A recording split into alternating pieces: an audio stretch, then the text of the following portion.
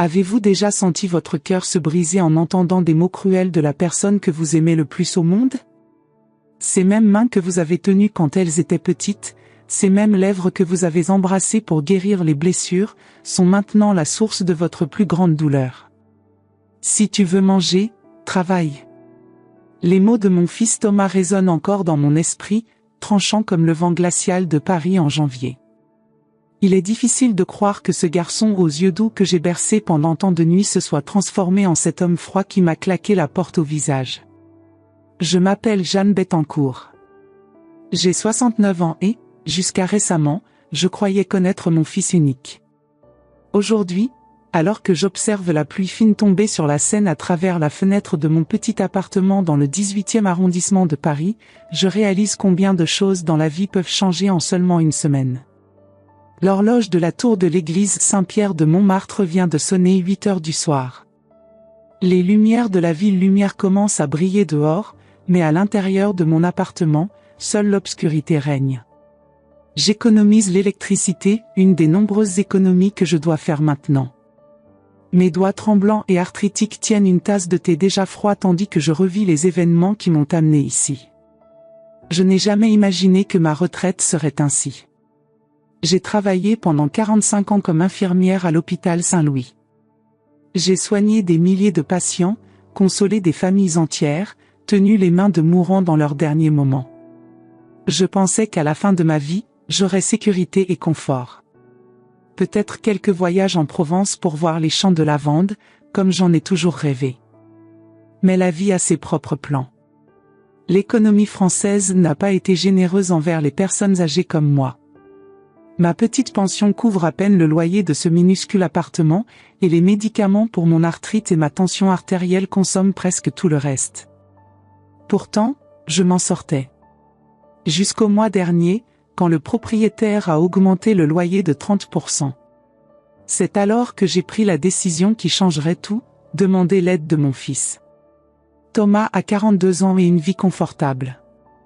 Cadre dans une grande entreprise technologique, il habite dans une villa à Neuilly-sur-Seine, l'un des quartiers les plus exclusifs de Paris. Il a une voiture allemande rutilante, des vacances sur la Côte d'Azur, et d'après ce que je vois les rares fois où il m'invite à dîner, aucun souci financier. Son mariage avec Sophie, une avocate qui réussit, semblait parfait, du moins, de ce que je savais. Ce lundi-là, j'ai marché presque 1 heure pour économiser l'argent du métro. Quand je suis arrivé à sa maison imposante, mes jambes me faisaient mal et mon cœur était lourd de honte. Je n'ai jamais voulu être un fardeau. J'ai élevé Thomas seul après que son père nous a abandonnés quand il avait à peine 3 ans. J'ai travaillé en double équipe pour payer son éducation dans la meilleure école que j'ai pu trouver.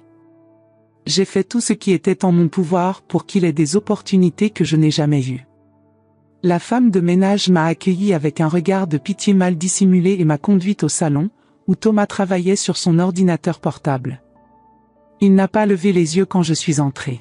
« Thomas, mon fils », ai-je commencé, en m'asseyant soigneusement sur l'un des fauteuils en cuir italien. « J'ai besoin de te demander quelque chose. » Il m'a finalement regardé, impatient. « Qu'est-ce qu'il y a, maman ? » Je suis occupé. J'ai avalé ma salive, rassemblant mon courage. Le loyer a augmenté, et avec les médicaments, je n'y arrive pas. Je me demandais si tu pourrais m'aider juste pour quelques mois, jusqu'à ce que je trouve une solution.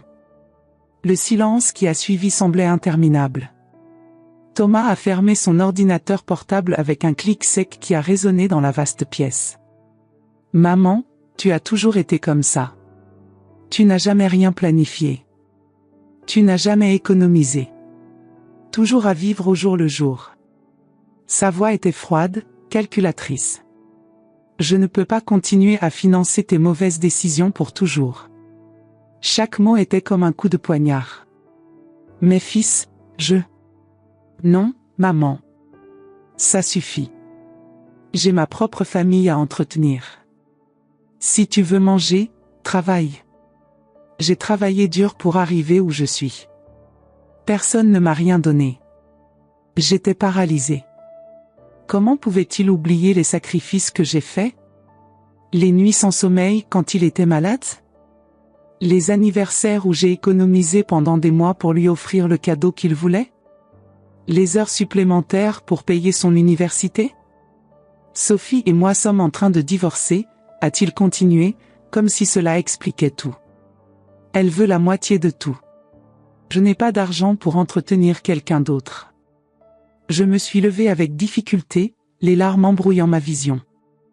Je comprends, ai-je murmuré, même sans comprendre. Désolé de t'avoir dérangé. Je suis sorti de cette maison la tête basse, ma fierté blessée et le cœur brisé. La pluie avait commencé à tomber, se mêlant à mes larmes tandis que je marchais lentement pour rentrer chez moi. Cette nuit-là, j'ai pris une décision. Une décision qui changerait nos vies pour toujours. Thomas est apparu à ma porte 3 jours plus tard. Pas pour s'excuser, mais parce qu'il avait besoin de quelques documents anciens pour le divorce. Des documents que je gardais. Quand il a frappé à ma porte, je n'ai pas répondu. Il a frappé à nouveau, plus fort. Après plusieurs minutes, j'ai entendu sa voix irritée. « Maman, je sais que tu es là-dedans. Ouvre la porte. » Mais cette nuit-là, mon fils a trouvé la porte verrouillée. Et pas seulement la porte de mon appartement, mais aussi la porte de mon cœur. Ce qu'il ne savait pas, c'est que, derrière cette porte fermée, j'entamais un voyage qu'aucun de nous ne pouvait prévoir. Un voyage qui nous mènerait à des endroits que nous n'avions jamais imaginés, révélant des secrets enfouis depuis des décennies et rouvrant d'anciennes blessures qui ne s'étaient jamais complètement cicatrisées. Voulez-vous savoir ce qui s'est passé après que j'ai verrouillé ma porte à Thomas? Voulez-vous comprendre pourquoi un fils traiterait sa mère de cette façon, et ce qui allait arriver dans nos vies? Je vous demande une chose, regardez jusqu'à la fin. Ce que je vais partager n'est pas seulement une histoire de douleur, c'est un parcours qui pourrait changer votre façon de voir vos propres relations familiales. Beaucoup abandonnent avant le dernier chapitre, mais je vous le garantis, la fin de cette histoire contient une révélation que peu peuvent prévoir, et une leçon qui peut transformer votre vie, surtout si, comme moi, vous avez plus de 60 ans. Si un jour vous avez eu l'impression qu'une porte s'était fermée dans votre vie, qu'il est trop tard pour recommencer, ou que certaines blessures sont trop profondes pour guérir, alors cette histoire est pour vous. Regardez jusqu'à la dernière minute, cela pourrait bien être la décision la plus importante que vous prendrez aujourd'hui. 3 jours se sont écoulés depuis que j'ai refusé l'entrée à mon fils. Mon téléphone a sonné sans cesse, des appels de Thomas que j'ai ignorés. Des messages vocaux de plus en plus irrités. « Maman, c'est ridicule. J'ai besoin de ces papiers de toute urgence. Tu te comportes comme une enfant. Comme une enfant. » Le mot résonnait dans mon esprit tandis que j'ouvrais le vieux coffre en bois que je gardais au fond de l'armoire. Je ne l'avais pas ouvert depuis des années. La poussière a dansé dans l'air quand j'ai soulevé le couvercle, et l'odeur du temps et des souvenirs a envahi mon petit appartement. À l'intérieur se trouvaient les albums de photos. Toute l'histoire de notre petite famille, documentée sur papier et révélations chimiques, d'une époque avant les smartphones et les clouds numériques. J'ai pris l'album bleu, la première année de vie de Thomas. Mes doigts ont glissé sur la couverture de tissu décoloré. La première photo montrait un bébé nouveau-né dans mes bras à l'hôpital Saint-Louis, où je travaillais. Mon visage épuisé, mais radieux. 27 ans, seul, effrayé, mais déterminé à tout donner pour cette petite vie. Tu sais, Thomas, ai-je murmuré dans l'appartement vide, cette nuit où tu es né, il neigeait à Paris. Le taxi ne pouvait pas atteindre notre rue. J'ai marché 3 pâtés de maison en travail, glissant dans la neige. J'ai tourné la page. Thomas a 6 mois, donnant son premier sourire édenté.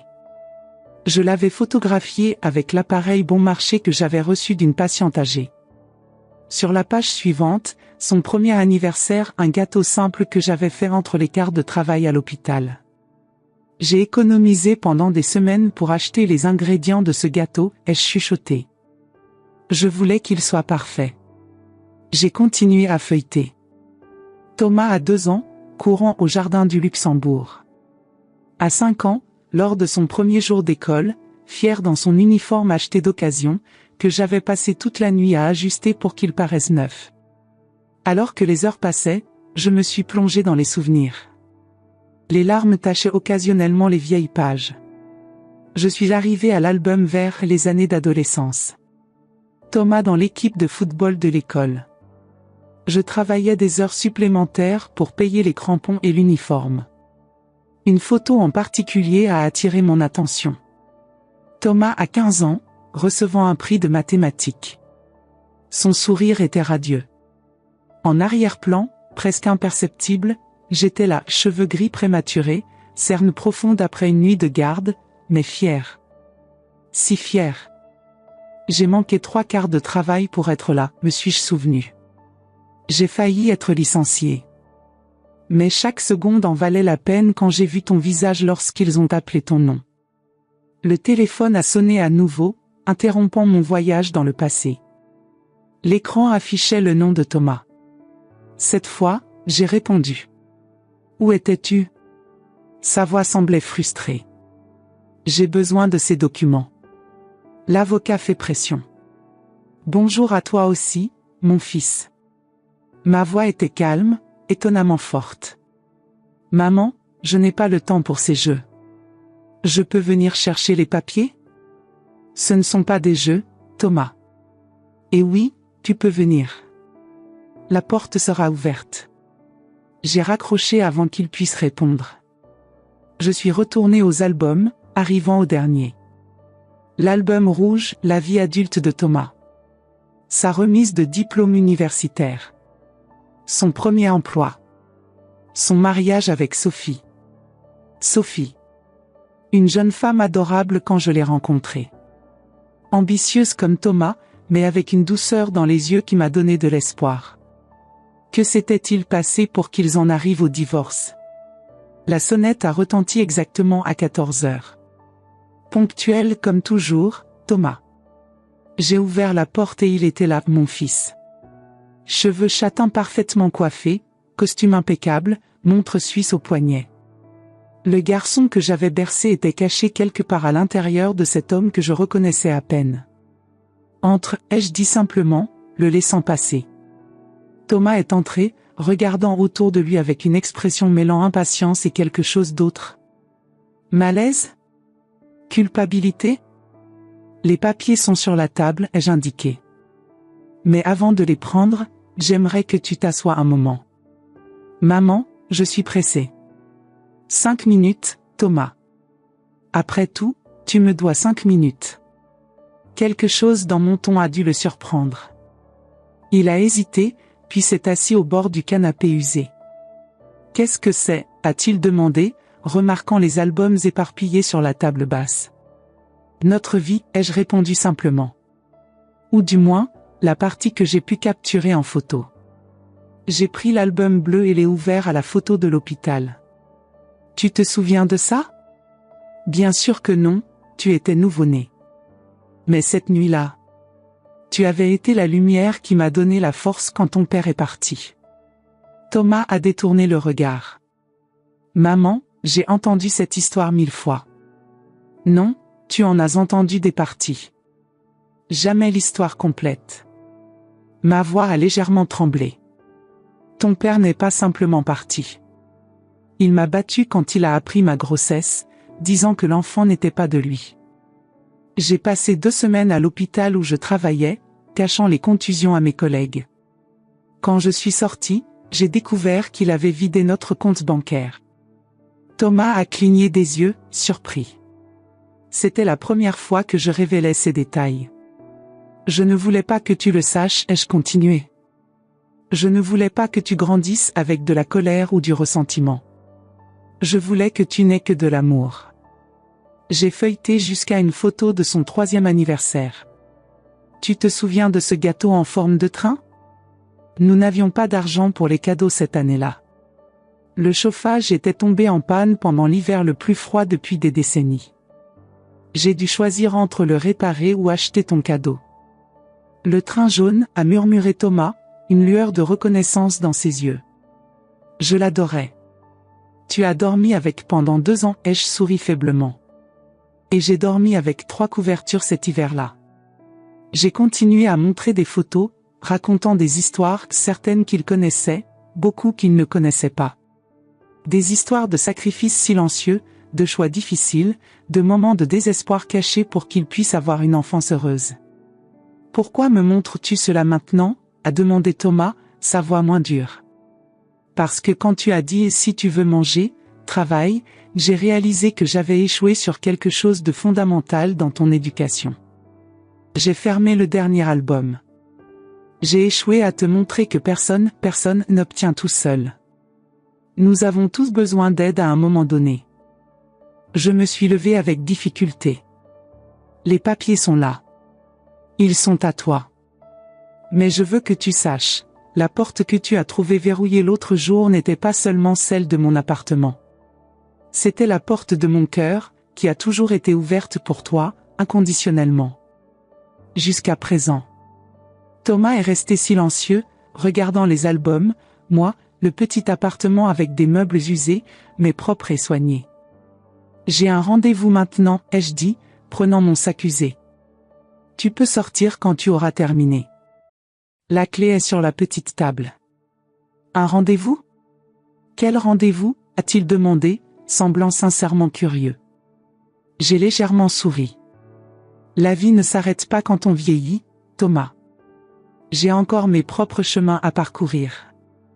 Je l'ai laissé là, assis parmi les souvenirs de notre vie, tandis que je sortais dans la rue.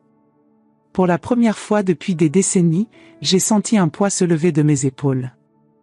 Le poids d'avoir toujours besoin d'être forte, de ne jamais montrer de faiblesse, de protéger mon fils de vérités douloureuses. Ce que Thomas ne savait pas, c'était où j'allais. Un endroit qui gardait des secrets qui changeraient complètement sa perception de notre famille. Des secrets qui, une fois révélés, feraient paraître la porte verrouillée comme le simple début d'une histoire bien plus grande. Le soleil de l'après-midi illuminait les eaux de la Seine tandis que je marchais lentement sur le pont des Arts.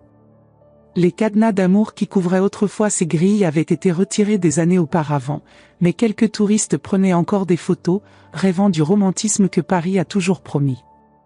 Ironie de la vie, moi, une Parisienne, je n'y avais jamais accroché de cadenas. Le seul engagement durable que j'avais pris était envers mon fils.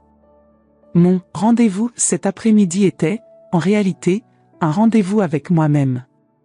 Une promesse faite il y a longtemps, quand j'avais juré que seulement à un moment crucial je révélerais le secret gardé pendant des décennies. Ce moment était arrivé. J'ai traversé le pont et me suis dirigé vers le Marais, l'un des plus anciens quartiers de Paris. Les rues pavées et les bâtiments des XVIIe et XVIIIe siècles racontaient des histoires d'un Paris que peu de touristes connaissent vraiment. Dans l'une de ces rues étroites, je me suis arrêté devant un petit café à la façade bleue délavée, le Petit Bleu. La clochette de la porte a tinté quand je suis entré. L'arôme du café fraîchement moulu et des croissants tout juste sortis du four m'a enveloppé comme l'étreinte d'un vieil ami.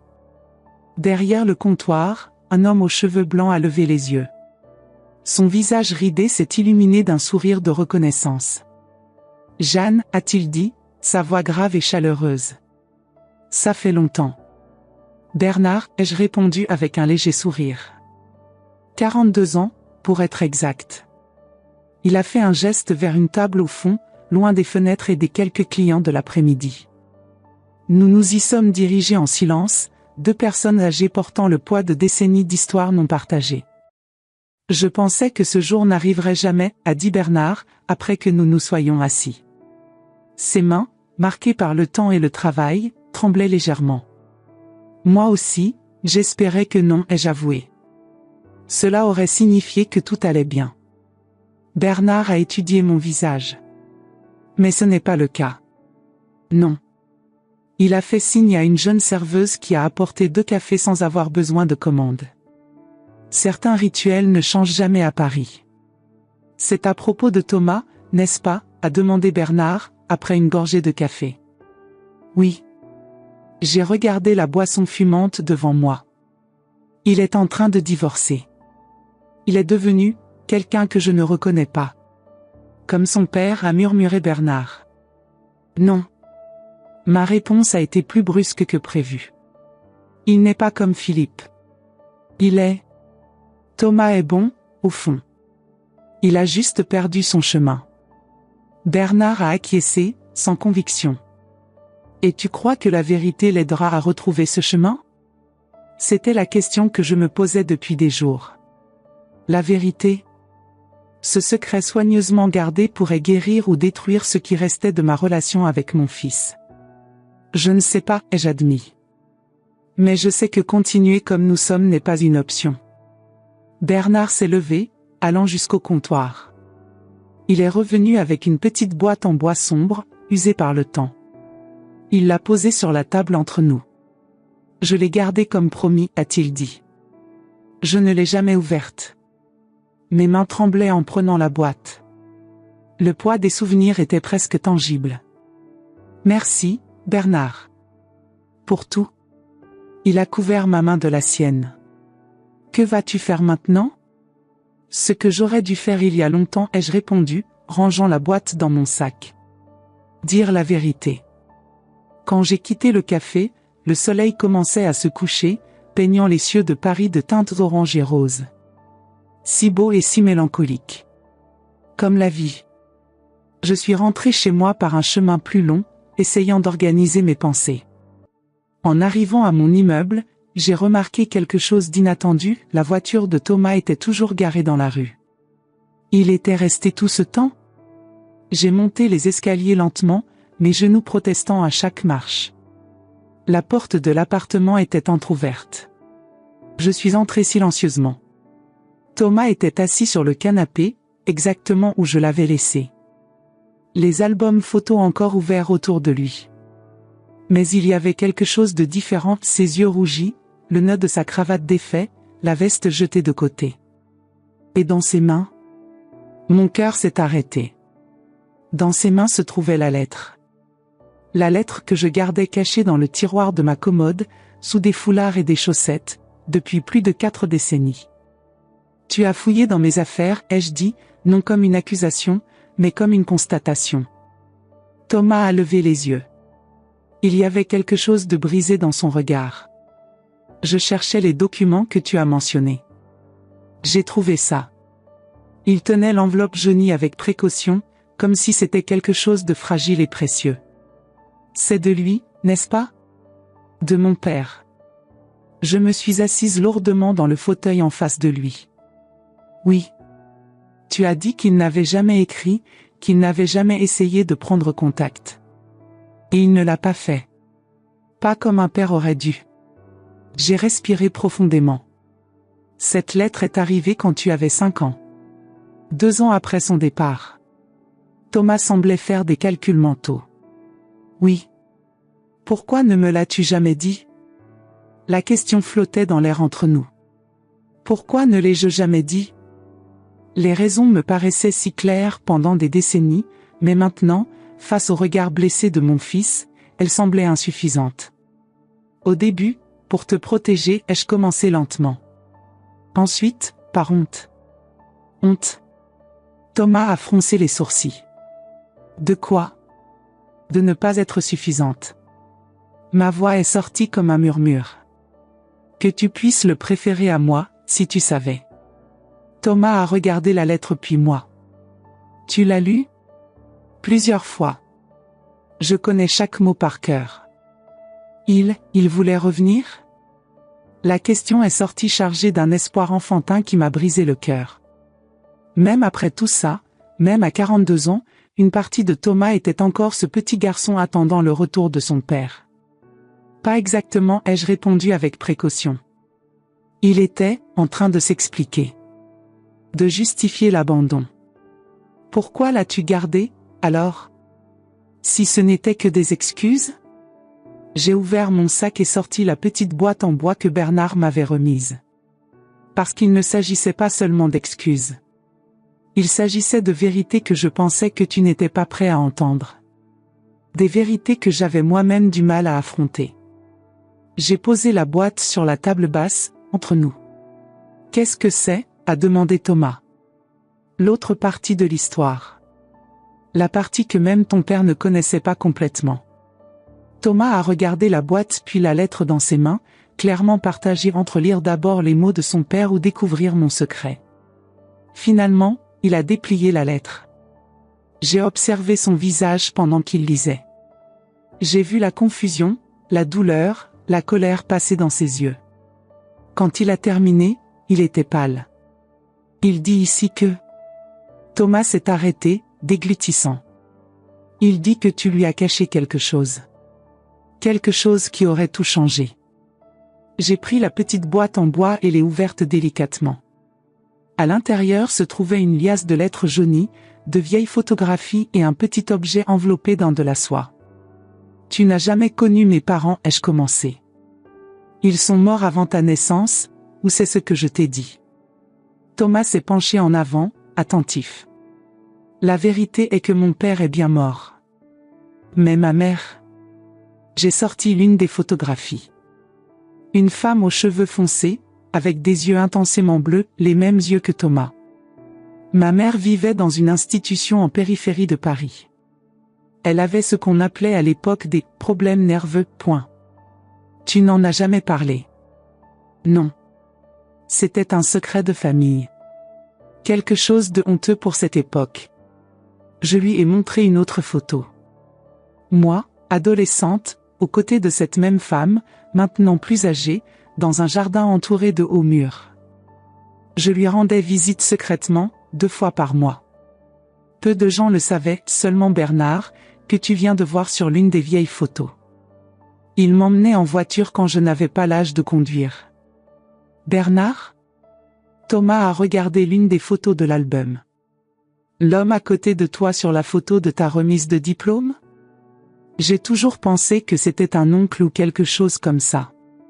Il était un ami. Un bon ami. Ma voix s'est adoucie en mentionnant Bernard. Il m'a aidé dans les moments les plus difficiles. Y compris quand j'ai découvert que j'étais enceinte. Thomas a froncé les sourcils. Quel rapport avec le départ de mon père ? J'ai respiré profondément. Quand j'ai rencontré ton père, Philippe, je connaissais déjà les problèmes de ma mère. Les médecins m'avaient expliqué que sa condition, la schizophrénie, pouvait être héréditaire. Il y avait une chance que je la développe plus tard. Et une chance que je la transmette à mes enfants. Thomas a pâli. Philippe venait d'une famille traditionnelle. Il m'aimait bien, mais quand je lui ai parlé de ma mère, avant notre mariage, il a hésité. Ses parents étaient contre notre mariage à cause de cela. Mais il a dit qu'il m'aimait assez pour prendre le risque.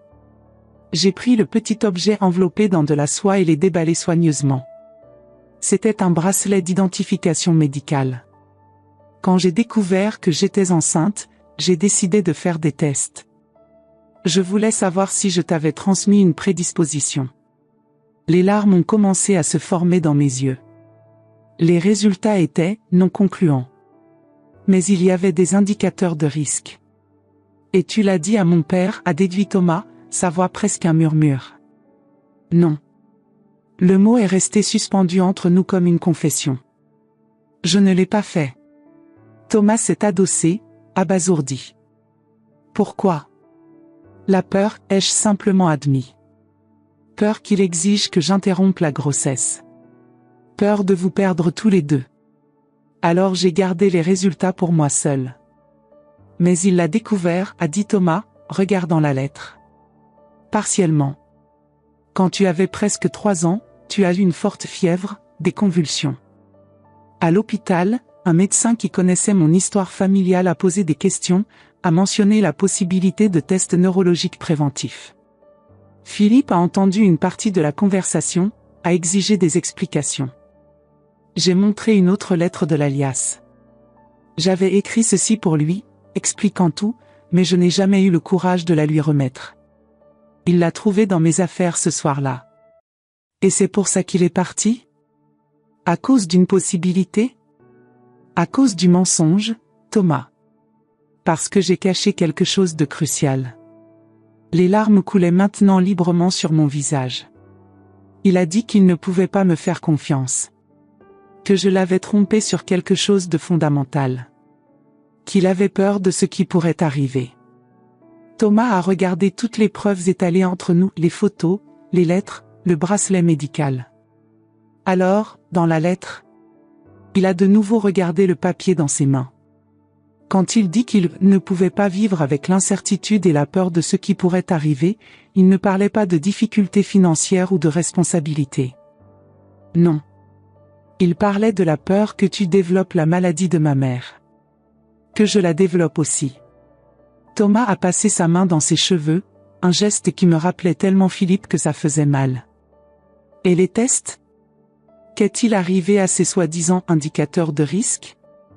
J'ai refait les tests plusieurs fois au fil des ans, secrètement. J'ai observé chaque étape de ton développement avec terreur et espoir. Quand tu as passé l'adolescence sans signe, j'ai respiré plus facilement. Quand tu as dépassé la trentaine, encore plus. Et je n'ai jamais rien su de tout ça. Je ne voulais pas que tu vives avec cette peur, Thomas. Je ne voulais pas que tu portes ce fardeau. Nous sommes restés silencieux pendant un long moment. L'appartement semblait vibrer avec les vérités enfin révélées. Et mon père?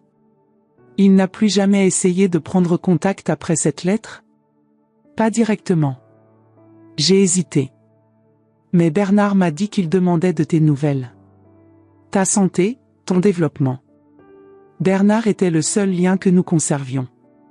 Thomas s'est levé brusquement, marchant jusqu'à la fenêtre. La nuit était tombée sur Paris, les lumières de la ville brillant comme des étoiles terrestres.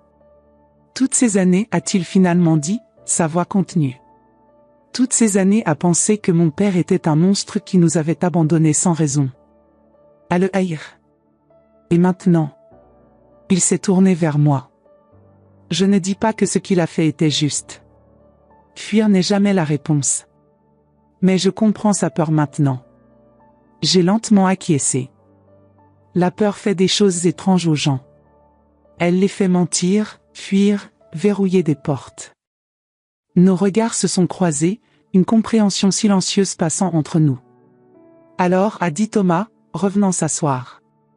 Bernard. Il savait tout ça. Oui. Bernard était... J'ai hésité, cherchant les mots justes. Il était plus qu'un ami, Thomas. Après le départ de ton père, Bernard a été là pour nous. Il voulait faire partie de notre vie de façon plus permanente. Vous avez eu une relation? Les yeux de Thomas se sont légèrement écarquillés. Pendant un temps. Il m'a demandé en mariage quand tu avais 7 ans. J'ai souri au souvenir.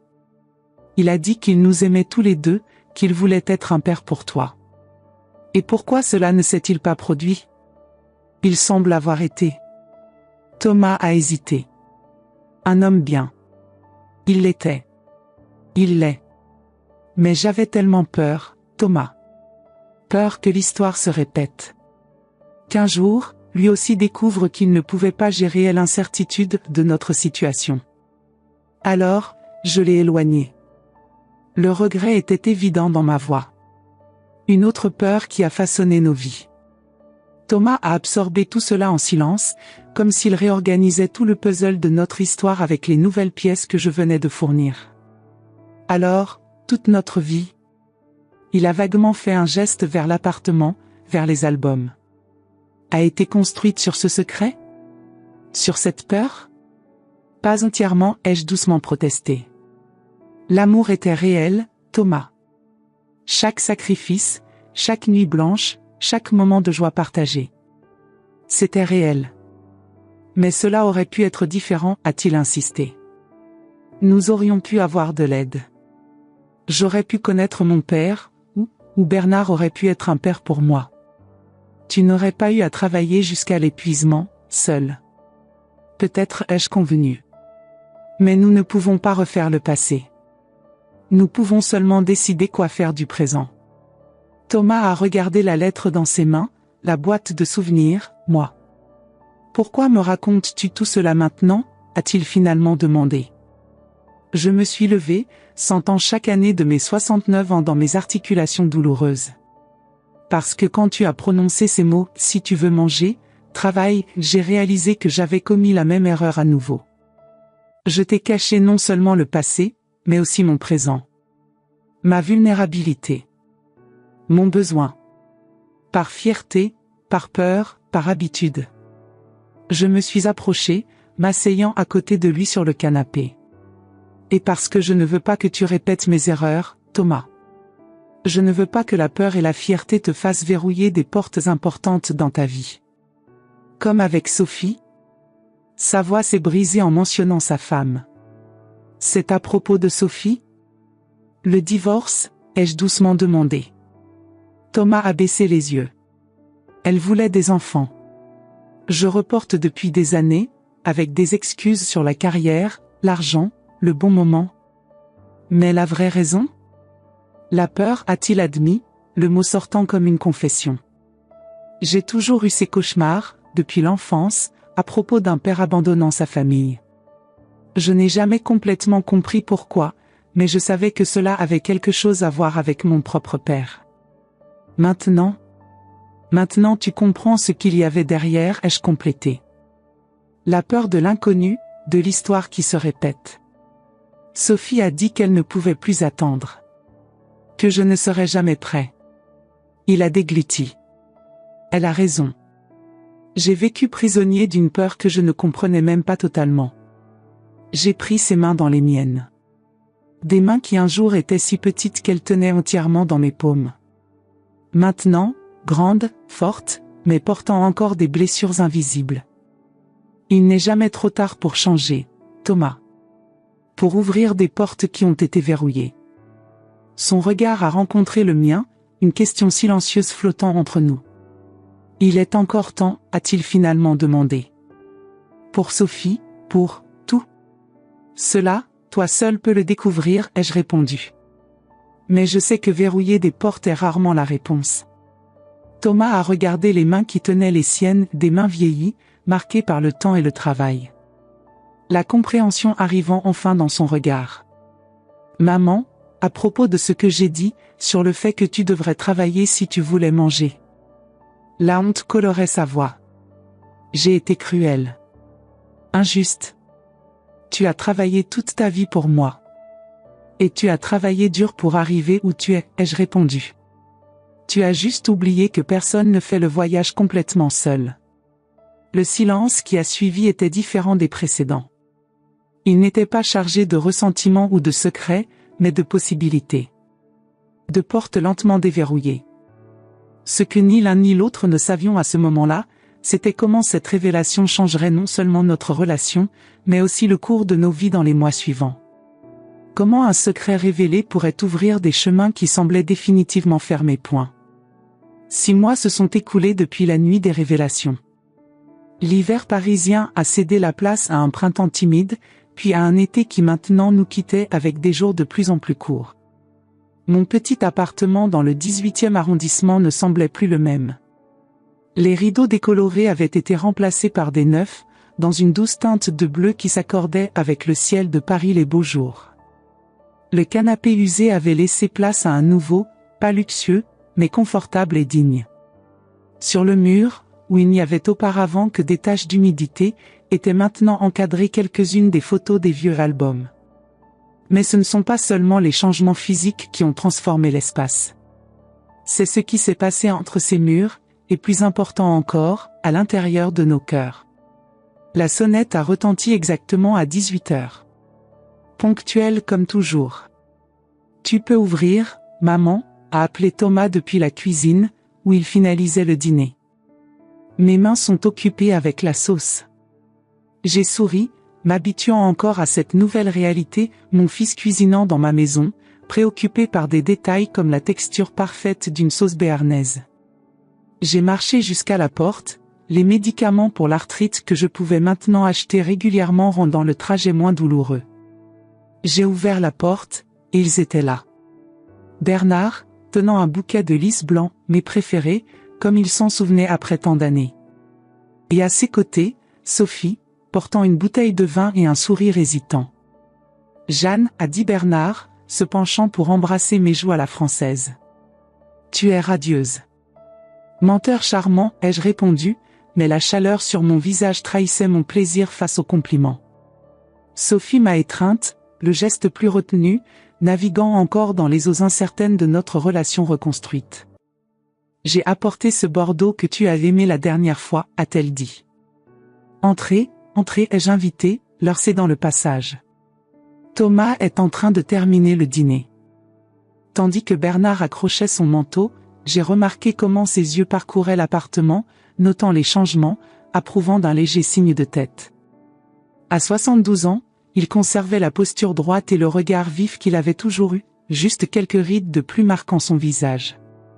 Quelque chose sent merveilleusement bon, a-t-il commenté, se dirigeant vers la cuisine. Thomas en est sorti, s'essuyant les mains sur un torchon, le visage illuminé en voyant les visiteurs. Bernard, juste à temps. J'ai besoin de ton avis sur la sauce. Les deux hommes ont disparu dans la cuisine, s'engageant immédiatement dans une discussion sur la quantité idéale d'estragon. Sophie et moi avons échangé des regards, une compréhension partagée passant entre nous. Ça me surprend encore, a-t-elle admis, posant le vin sur la table déjà dressée pour 4 personnes. Voir Thomas ainsi, si différent. Il a toujours eu cela en lui, ai-je répondu, arrangeant les couverts en argent qui avaient appartenu à ma mère, un autre trésor familial qui était enfin sorti de sa cachette. Il avait juste besoin de retrouver son chemin. Sophie a acquiescé, une ombre d'émotion passant sur son visage. Les derniers mois n'avaient été faciles pour aucun de nous, surtout pour elle. La procédure de divorce avait été suspendue, mais la confiance brisée ne se reconstruisait pas du jour au lendemain. Comment se passe le traitement, ai-je doucement demandé, me référant aux séances de fertilité que Sophie avait commencées. Éprouvant, a-t-elle admis. Mais les médecins sont optimistes. Son regard a rencontré le mien, intense. Merci, Jeanne. Pour tout. Je savais à quoi elle faisait référence. Après les révélations de cette nuit fatidique, Thomas avait finalement affronté ses peurs. Il avait cherché les meilleurs spécialistes en génétique, fait des tests complets, étudié à fond la condition de ma mère et les risques réels, pas les fantômes amplifiés par la peur de transmission héréditaire. Les résultats avaient été libérateurs. Bien qu'il existât un risque légèrement plus élevé que dans la population générale, ce n'était pas le spectre terrifiant qui avait hanté 3 générations de notre famille. Connaître la vérité, l'affronter directement, avait finalement brisé le cycle de peur que Philippe avait initié en fuyant, que j'avais perpétué en cachant, et que Thomas avait presque continué. Je n'ai rien fait d'autre que révéler des vérités qui auraient dû être dites il y a longtemps, ai-je répondu. Thomas et Bernard sont revenus de la cuisine, apportant des plats fumants. L'arôme du poulet à la sauce au vin blanc, des pommes de terre dorées et des légumes grillés a rempli le petit appartement. Mesdames, a annoncé Thomas avec une révérence théâtrale, le dîner est servi. Nous nous sommes assis tous les 4 à table, une configuration qui, 6 mois plus tôt, aurait semblé impossible. Une ex-épouse en processus de réconciliation. Un fils qui était passé d'exécutif froid à un homme redécouvert. Un vieil ami qui était maintenant de retour dans ma vie. Et moi, une personne âgée qui avait finalement appris que la vraie force ne consiste pas à porter des fardeaux seuls, mais à avoir le courage de les partager. Bernard a levé son verre de vin. Un toast a-t-il proposé, aux portes déverrouillées. Nous avons tous levé nos verres, le cristal tintant doucement. À la vérité, a ajouté Thomas, son regard rencontrant le mien par-dessus la table. À la famille, a complété Sophie, sa main libre trouvant celle de Thomas. Au recommencement, ai-je conclu, ressentant une paix que je ne connaissais pas depuis des décennies. Pendant que nous dînions, les histoires coulaient aussi naturellement que le vin. Bernard a raconté ses années à gérer le Petit Bleu, comment il gardait toujours un œil sur la porte, espérant que je réapparaisse.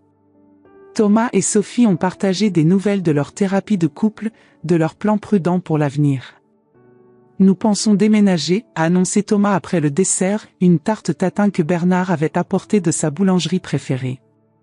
Pour quelque chose de plus petit, plus près d'ici.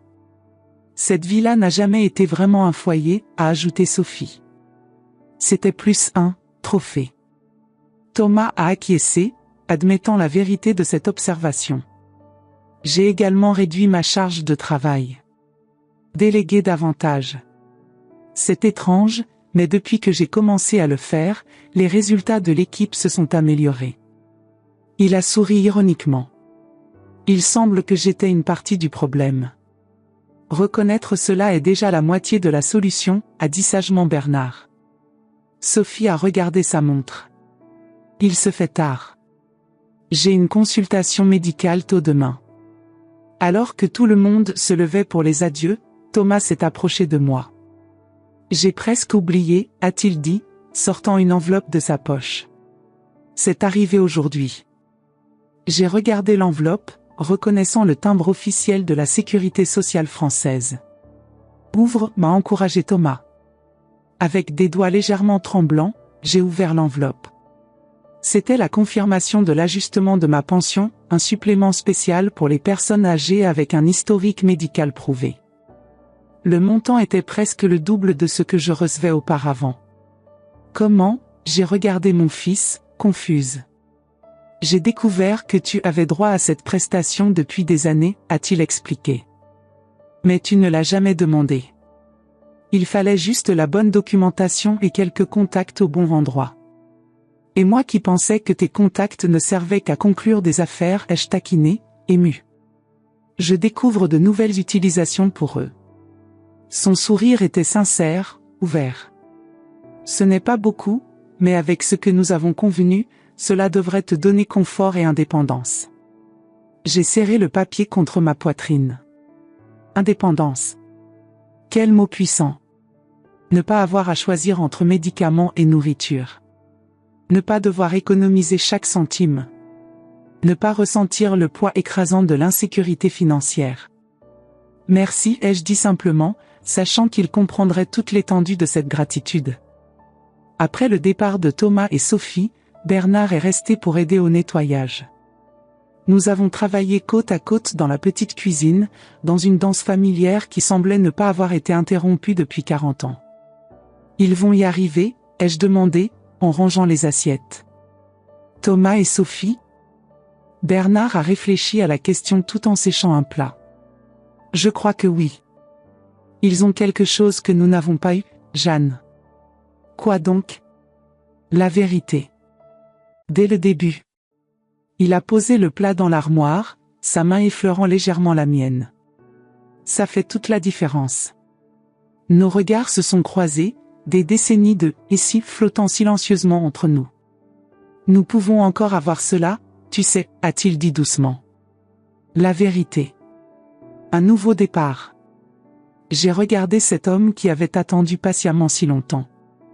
Qui ne m'avait jamais blâmé de l'avoir éloigné. Qui était ici maintenant, offrant une chance de plus. J'ai peur, Bernard, ai-je admis. J'ai 69 ans. C'est trop tard pour les nouveaux départs. Il a souri, ce sourire qui avait toujours réchauffé mon cœur. Jeanne Bettencourt, tu viens de passer 6 mois à te prouver à toi-même et à tous ceux qui t'entourent qu'il n'est jamais trop tard pour déverrouiller des portes. J'ai ri, me sentant étrangement jeune malgré les rides, les douleurs, les années. Tu as toujours eu réponse à tout. Pas toujours, a-t-il corrigé. J'ai passé 40 ans à chercher la réponse à une seule question. Et quelle est cette question ? Si un jour tu me laisserais entrer à nouveau. La simplicité de la question, l'honnêteté vulnérable dans ses yeux, ont touché quelque chose de profond en moi.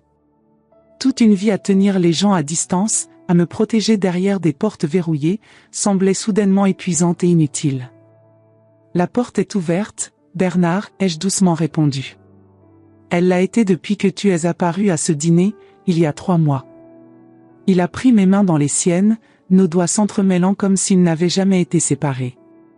Allons-y doucement, a-t-il promis. Un jour à la fois. Ça, je peux le faire, ai-je accepté avec un sourire. Plus tard, après que Bernard soit parti avec la promesse d'une promenade au jardin du Luxembourg le lendemain, je me suis assise à nouveau sur le canapé. La maison était silencieuse, mais pas de la manière oppressante d'avant. C'était une quiétude confortable, paisible. J'ai pris le téléphone et appelé Thomas, comme je le faisais presque tous les soirs depuis ces derniers mois. « Maman » a-t-il répondu, le ton inquiet. « Tout va bien ?»« Tout va très bien » ai-je assuré. « Je voulais juste dire que, je suis fière de toi, Thomas. De l'homme que tu es devenu. De l'homme que tu as toujours été, sous tout le reste. » Un bref silence à l'autre bout de la ligne, puis « Merci, maman. » Ça signifie beaucoup. Et Thomas? Oui. Je t'aime. Je t'ai toujours aimé. Même quand les portes étaient verrouillées. J'ai entendu sa respiration émue. Je t'aime aussi, maman. Bonne nuit. Bonne nuit, mon fils. J'ai raccroché le téléphone et regardé autour de moi, vers l'appartement qui ressemblait maintenant vraiment à un foyer. Vers les photographies qui racontaient l'histoire de notre famille, pas seulement les belles parties, mais toute l'histoire, avec ses imperfections et ses vérités difficiles. Si quelqu'un m'avait dit, cette nuit où j'ai verrouillé la porte à mon fils, que 6 mois plus tard nous en serions là, je ne l'aurais pas cru. Mais peut-être est-ce le vrai miracle des portes verrouillées, quand nous trouvons enfin le courage de les ouvrir, nous ne savons jamais quelles merveilles peuvent entrer. Cette nuit-là, quand Thomas a dit « si tu veux manger, travaille », il n'imaginait pas que ces paroles cruelles seraient le catalyseur d'une transformation si profonde. Que la porte verrouillée qu'il a trouvée ne serait pas la fin, mais le début d'un voyage de rédemption. Parfois, il faut perdre l'accès à quelque chose de précieux pour en réaliser la vraie valeur. Parfois, il faut affronter l'obscurité pour apprécier la lumière. Et parfois, il faut qu'une porte se ferme pour que beaucoup d'autres s'ouvrent. Alors que je me préparais à dormir cette nuit-là, j'ai pensé à toutes les mères qui, comme moi, ont porté des fardeaux seules. Qui ont verrouillé des portes par peur, par fierté, par amour mal dirigé. Et j'ai pensé à tous les fils qui, comme Thomas, ont perdu leur chemin, oubliant les mains qui les ont guidés lors de leurs premiers pas. Mon histoire n'est pas unique. C'est l'histoire des familles partout. De secrets gardés trop longtemps. De vérités qui, une fois enfin révélées, ont le pouvoir de guérir des blessures que nous pensions éternelles. Et s'il y a une leçon à tirer de tout cela, c'est qu'il n'est jamais trop tard pour déverrouiller une porte. Il n'est jamais trop tard pour la vérité. Il n'est jamais trop tard pour l'amour. Parce que l'amour véritable, comme je l'ai découvert à 69 ans, ne connaît pas de verrou qui puisse le contenir très longtemps. Mes chers, ici Jeanne qui vous parle directement. À 69 ans, j'ai appris que le silence peut être aussi destructeur que les mots cruels. Combien d'entre vous ont enfermé leur douleur, leur déception, leurs regrets dans les pièces sombres de leur cœur? Combien portent le poids de relations brisées avec leurs enfants, leurs parents, croyant qu'il est trop tard pour réparer? Peut-être que vous êtes comme moi, une mère qui a tout donné pour ses enfants, pour entendre un jour, si tu veux manger, travaille. Ou peut-être êtes-vous comme Thomas, un fils qui a oublié les sacrifices silencieux qui ont façonné sa vie. Peu importe de quel côté de cette porte vous vous trouvez, sachez qu'elle n'a pas besoin de rester fermée. Si cette histoire a réveillé des émotions que vous pensiez endormies, si elle a fait couler des larmes que vous croyiez avoir épuisées, partagez votre expérience dans les commentaires. Il y a ici toute une communauté de personnes qui, comme vous, connaissent la douleur des portes fermées et la libération de les voir enfin s'ouvrir. Vos mots peuvent être la clé que quelqu'un attend. Abonnez-vous à cette chaîne. Je vous le demande non seulement en tant que Jeanne, personnage de cette histoire, mais en tant que femme qui sait à quel point ces récits d'espoir sont nécessaires dans nos vies. À chaque nouvel abonnement, plus de personnes comme nous peuvent entendre que le passé ne dicte pas notre avenir, que le pardon est encore possible, que l'amour peut fleurir même sur les terrains les plus arides. À 60, 70, 80 ans, ce n'est pas la fin de notre histoire, c'est le début d'un nouveau chapitre. Un chapitre où la sagesse de l'âge nous permet de voir que les portes que nous avons fermées sont peut-être celles que nous devons rouvrir. À notre prochaine histoire, de tout mon cœur, Jeanne.